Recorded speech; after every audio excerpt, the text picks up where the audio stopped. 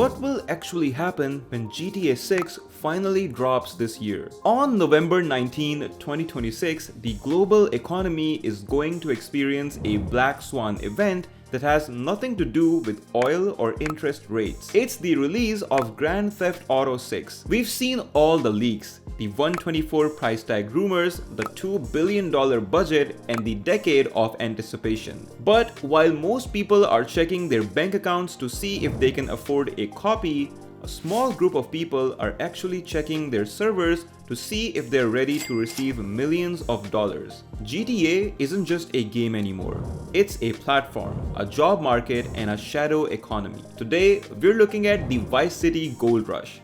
We are breaking down who actually makes money when a game this big drops, why attention is the new oil, and how a secret economy of modders and role players is preparing for the biggest payday in entertainment history. Hey everyone, welcome back to the South Era Networks. This is Tech Talks with Husnain. We are officially in the summer of GTA. Rockstar has confirmed the November 2026 release date and the marketing machine is finally at full throttle. But here's the thing. Most people see GTA 6 as a game purchase. They see it as a consumer. But if you look at the data from GTA 5, you realize that for thousands of people, this isn't an expense.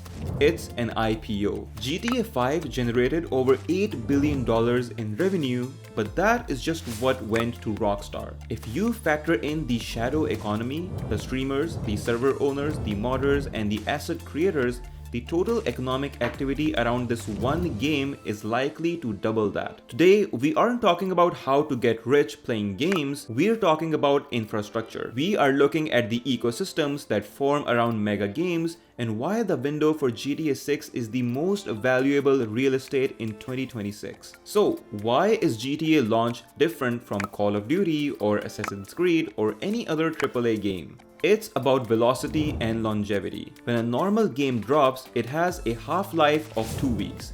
People play it, they finish it, and then they move on. GTA 6, however, is on a whole different level because it's designed as a user-generated content platform. The first 48 hours of GTA 6 will be the highest grossing period in the history of human attention. Every single person with a screen will be looking for Vice City content. This creates the timing advantage that is more valuable than skill. Let's quickly talk about the reaction economy. In 2013, the biggest YouTubers were the ones who simply found a helicopter first. In 2026, it will be the people who can explain the new Rage Engine physics or find the first hidden crypto referencing Easter eggs. There will also be a hardware spike. GTA 6 is the primary driver for PS5 Pro and high-end PC sales this year. Local computer shops and hardware reviewers are essentially partnering with the hype to move inventory that has been sitting for months. Now, the best part that most people are going to miss is that the biggest winners of GTA 6 won't be the people playing the story mode, they will be the server owners. In late 2023, Rockstar did something unprecedented. They bought CFX.re, the team behind modding tools like FiveM and Redem. This wasn't a PR move. It was an acquisition of a revenue stream. The role-play servers like NoPixel or the new crypto-integrated servers from creators like Eden Ross are micro-economies. These servers aren't just places to play. They are literally businesses. They charge for priority queue, waiting 5 hours versus waiting 5 minutes to get in a server, custom cars, custom skins, and even virtual real estate. Top-tier roleplay server owners have been reported to make upwards of $50,000 to $100,000 per month in donations alone. And you can add more to that revenue with a subscription model as well. In GTA 6, Rockstar is likely building these tools directly into the game. This means the modding window is moving from dark corners of the internet to the front page of the new Rockstar newswire. If you can code a custom job script or design a high-fidelity 3D model of Vice City nightclub, you aren't just a gamer.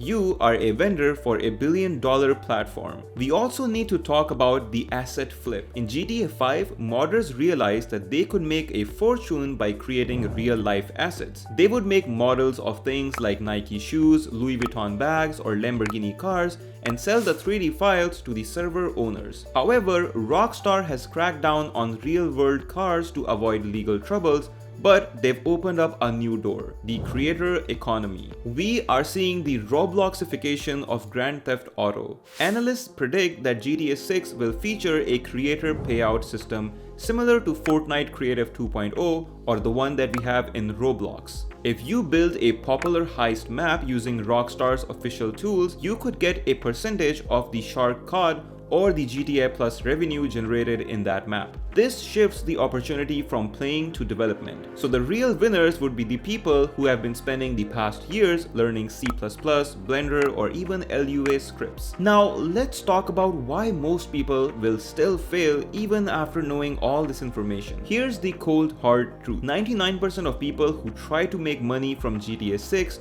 will end up as background noise. This is the saturation wall. Because the barrier to entry for streaming is so slow, the market will be instantly flooded. On day one, there will be hundreds of thousands of people streaming GTA 6 on Twitch. Unless you have a unique angle or you already have a huge audience, you would be invisible. This also means that even if you have good skills at playing the game, it wouldn't really matter because GTA 6 isn't a competitive esport. Most creators will just show the gameplay, but the millions are made by the people providing utility. For example, the guy who creates the first interactive 100% completion map. Another example is the developer who builds the first stable custom server framework for new engine. This is opportunity versus guarantee. If a gold mine exists, it doesn't really mean that you will find gold in there. Most people will spend on the game, they'll spend on buying a new console or a new PC, effectively making them economic fuel for the people at the top of the pyramid. Let's look at the patterns here. GTA 5 lasted for 13 years.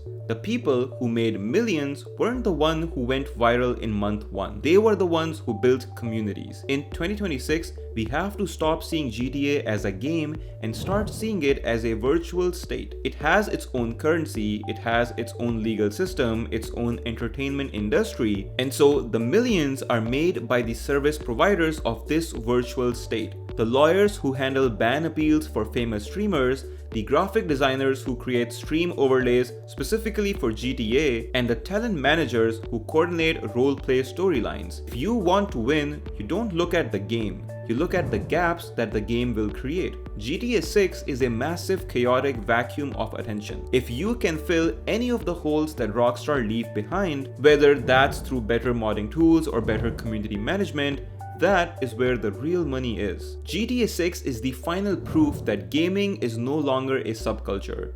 It is the dominant culture now. When the game drops in November, hopefully it does because they keep changing the release dates, but when it finally drops, it won't just be the biggest launch in gaming history, it will be the biggest launch in human history. The people who win are the ones who realize that attention is most valuable commodity in 2026. Whether you are a modder, a coder, a streamer, or a business owner, your goal here isn't to play the game, it's to leverage the game. GTA 6 is going to open up a lot of revenue streams online, but it's essentially your decision if you want to be on the consumer side of things or if you will grab the opportunity as soon as it comes and start generating revenue from it. And that's it for today's video. I would love to know in the comments down below if you are just planning to play the game story or are you looking at GTA 6 as a business opportunity. I personally know people who have already started hiring team members for their 200 or 300 role-playing servers. It clearly tells me that things are getting serious and even I might jump on that bandwagon. If you want a breakdown of the 5 specific skills you should learn right now to be ready for GTA 6 modding scene, let me know in the comments down below and I'll make sure to dive deep into it in the next one. If you like the content, make sure to press the subscribe button and also press the bell icon so you get notified for more tech talks at South Era Network. As always, thank you so much for watching the video and I will see you in the next one.